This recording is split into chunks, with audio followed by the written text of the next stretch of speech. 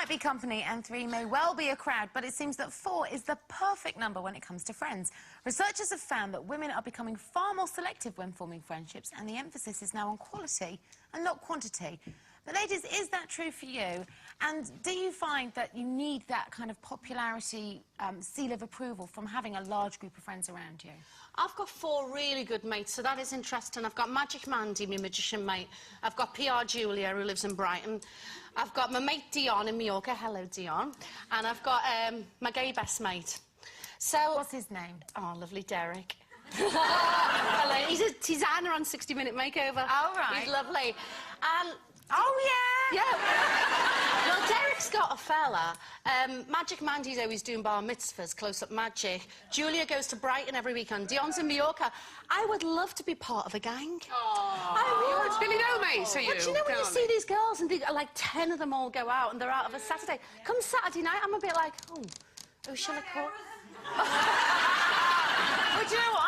I do belong to, you know, a bit Have of you got a gang? Yeah, I've got 2, actually. I'm jealous. I've got my firm 4 from back home, the 2 Claires, Paula and me, and we're lifelong friends. They're like the foundations of my life, really. Yeah. And then I've got my London friends who are my London family. They say that your friends are the family you choose, and I think that when I moved here, I had to find my own family. And how many's in your gang? There's about 8 of us, 8 or 9 of us. Well, they were all in that wedding picture. Yeah. That's my girl gang. We look like a sort of slightly geriatric girl band. Please. You can join Claire.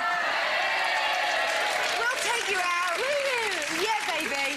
Saturday night, Little Italy. We've all got kids. We're all in bed by 10. We're dull as ditch water. Well, there you are. She didn't think it was that kind of gang, did you? No. I think also, you know, I think in your life, I don't know if this is as you get older, because when you're young, you're just out all the time.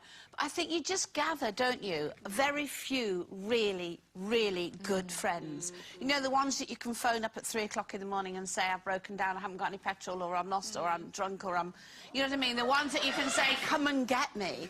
I think you probably have... I don't even know if it's 4, really. You know, you've got a couple... I mean, I've got my daughter, and, you know, obviously that's a different thing, isn't it, family?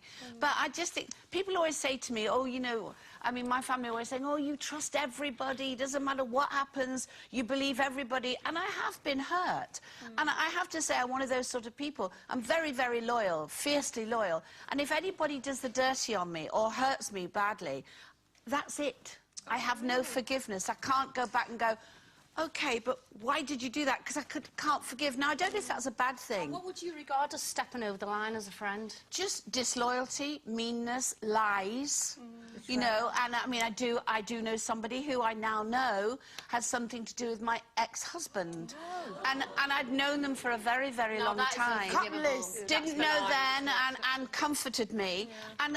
And you think, hang on a minute, she doesn't say she did, I'm just saying that, but I just think, oh, is that true? Was it true? And then, you know what? I think that's the stepping over the line. Personal things like that. Don't you think it makes a difference if you're in a relationship or not, though? I think if you've got a partner, it shouldn't, but I think it perhaps does. I think you're right. Yeah. Because I remember when I was suddenly single, it's suddenly like Sunday afternoons, what you do, everyone's with the partners, Saturday nights. Yeah. Suddenly you do feel different. When you're with your partner, your time is more consumed, isn't it? When you've been in a relationship for a long time, because I've been in very happily in a relationship for 20 years, actually on a Saturday night you do sometimes just want to go out with your mates. You know, there's the time when you're first together and you're just inseparable and you don't want anybody else, but then after a while, you know, you do want to do different things. You can remember what you used to do before you were married? Yeah, a little bit. So you can... Well, I have to say, it's funny this number 4, isn't it? I've only got 4 what I'd call really, really close friends. I think if you have any more, you haven't actually got enough time to spend with them to make them that close and that precious.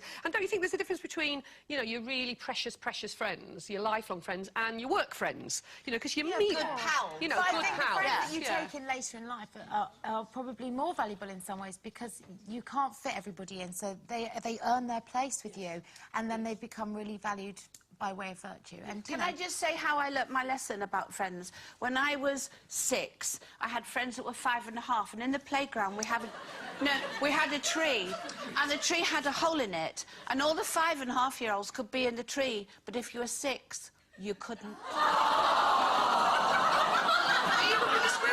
Thank you, Sherry, for bringing that right down. Yeah, absolutely. Nice little chat about friendship, now you're weeping.